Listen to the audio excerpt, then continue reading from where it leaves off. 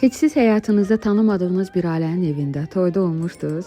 Gəlin sizə ta başdan danışım. Bu arada videoda gördüyünüz bütün kadrlar toy günü çəkilib. Səhər tezdən hamı durub səhər yeməyi yeyib, daha sonra toyun yeməklərini hazırlayırdı. Videonu sona qədər izləsəz toydan da kadrlar olacaq. Günlərin bir günü əməkdaşlıq təklifi aldım. Təklif təsdiqlənənə qədər müzakirə üçün qarşı tərəflə bir neçə dəfə görüşməli oldum.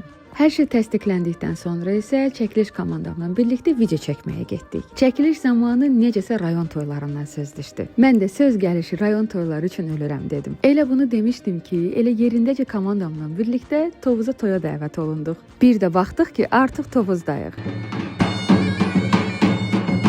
Bu mənim həyatımda yaşadığım ən gözəl və ən qeyri-adi toy hekayəsi idi.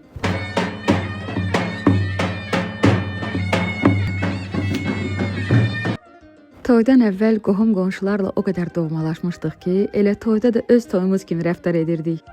Mən də hər zamanki kimi masada yemək ola birinci ləpədən başlayıram, daha sonra rəqs eləyib, ondan sonra yemək yeyirəm. Əslində bu uzun yolu gedərkən çox fikirləşmişdim. Görəsən necə olacaq? Heç kimi tanımıram.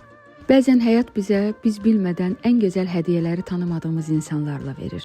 Tovuzda bir kənd toyuna getdim, amma qayıdarkən içimdə tək xatirələrlə yox.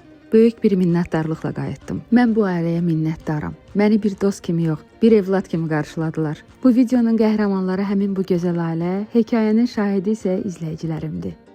Əziz izləyicilər, inanın, hələ də yaxşı insanlar var.